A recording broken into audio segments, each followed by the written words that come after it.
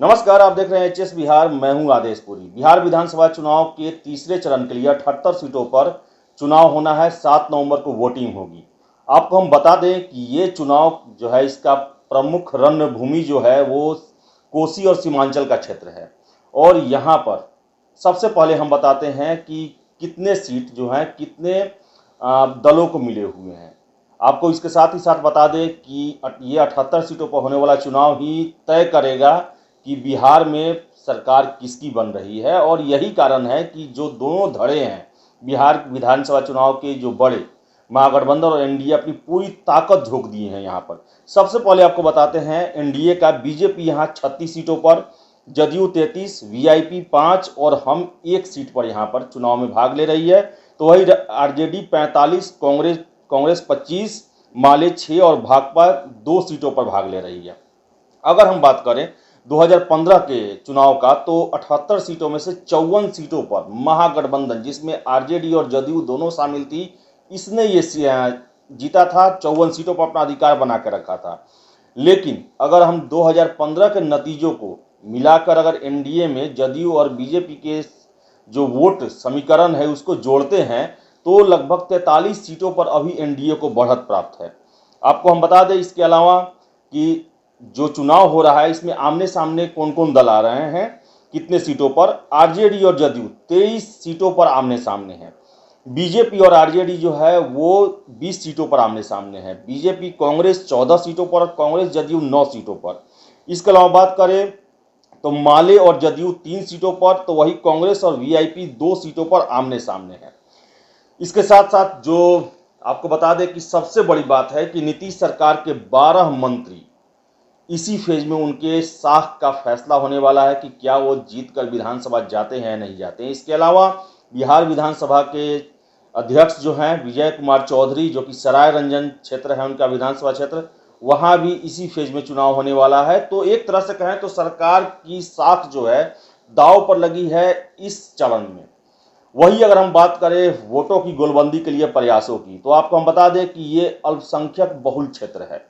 किशनगंज, सहरसा, अररिया, कटिहार, ये सब जो इलाके हैं यहाँ पर अल्पसंख्यक जो है एक बड़ी भूमिका निभाते हैं वोटिंग में। इस कारण से जैसा देखा जा रहा है कि योगी आदित्यनाथ और गिरिराज सिंह ज़्यादा मुखर हो गए हैं। इनके जो इस क्षेत्र में प्रचार प्रसार का जो कार्यक्रम है वो ज़्यादा चल रहा है। और ऐसे में प्रयास हो रहा है कि जो हिंदू वोटर है उनको गोलबंद किया जाए अपने फेवर में और ज़्यादा से ज़्यादा सीटों पर कब्जा किया जाए। कल ही योगी आदित्यनाथ जाते हैं कोसी सीमांचल क्षेत्र में और उनका बयान आता है कि हमारी सरकार बनेगी और जितने भी घुसपैठिए हैं उनको देश से बाहर निकाल फेंका जाएगा।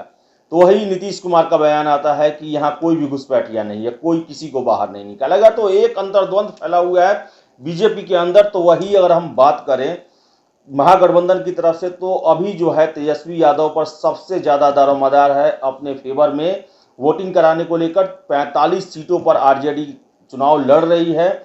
और ऐसे में उनके सामने सबसे बड़ा ये एक तरह से कहें तो चैलेंज है कि योगी आदित्यनाथ, गिरिराज सिंह और प्रधानमंत्री नरेंद्र मोदी का सबसे फेवरेबल जो होता है गोलबंदी हिंदुओं को एक तरफ, उसको कैसे तोड़ते हैं और कैसे अपने उम्मीदवारों को जिताते हैं।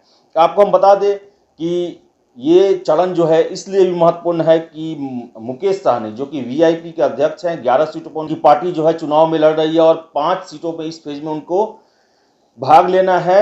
खुद मुकेश सहनी जो है सिमरी बख्तियारपुर से चुनाव लड़ रहे हैं। तो वही उनके सामने आरजेडी के टिकट पर महबूब अली कैसर के बेटे यूसुफ सलाहुद्दीन वो चुनाव में सामने हैं। बोचहा से पूर्व मंत्री रमई राम सामने हैं।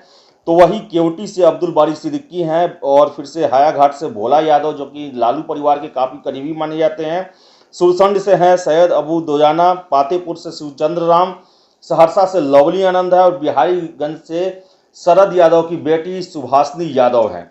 इसके अलावा एक सबसे महत्वपूर्ण आपको हम बात बता दें कि जो कि सीमांचल क्षेत्र है, अल्पसंख्यक बहुल क्षेत्र है, यहाँ पर आरजेडी की पकड़ ज़्यादा रहती है। लेकिन इस बार एआईएमआईएम ने अपने 21 उम्मीदवार वहां खड़ा कर रखे हैं, जो कि एक बहुत बड़ा सेंध लगा रही है महागठबंधन के जो वोटर हैं उनमें। और ऐसी जो कहा जा रहा है कि जो ओवैसी जो है वो सारा खेल बिगाड़ सकते हैं क्योंकि पिछले ही बता दें आपको 2019 में उपचुनाव हुआ था किशनगंज का, जहां से कमरुल होदा AIMIM के सीट पर ही चुनकर विधानसभा जाते हैं। और सीमांचल क्षेत्र में जो ओवैसी की पार्टी है उनका काफ़ी दबदबा है और लोग उन्हें पसंद करना शुरू कर दिए हैं। तो ऐसे में महागठबंधन की मुश्किलें बढ़ सकती है। तो वही उपेंद्र कुशवाहा भी 25 सीटों पर वहां से चुनाव में अपने उम्मीदवार खड़े किए हैं और ये भी जो इनके भी जो वोटर हैं वो महागठबंधन के वोट में ही सेंध लगाते हैं। तो देखने वाली बात है कि 78 सीटों का तीसरा चरण जो है, ये कहा जा रहा है कि यही जो इसमें जो कामयाबी प्राप्त करेगा उसके ही माथे पर ताज चढ़ेगी बिहार विधानसभा का, और मुख्यमंत्री उसी दल का होगा। इसको ध्यान में रखते हुए जितनी भी पार्टियां हैं कोई कसर नहीं छोड़ रही है। और आज अंतिम दिन है प्रचार का, परसों वोटिंग होने वाली है। तो देखिए अब इसमें क्या होता है, क्या क्या बयान आते हैं अंतिम दिन। फिलहाल इस वीडियो में इतना ही। बिहार विधानसभा से जुड़े हर एक अपडेट के लिए आप हमसे जुड़े रहिए। तब तक के लिए इतना ही। वीडियो अच्छा लगे तो लाइक करें, शेयर करें और हमारे चैनल HS बिहार को सब्सक्राइब जरूर कर लें। बहुत बहुत धन्यवाद।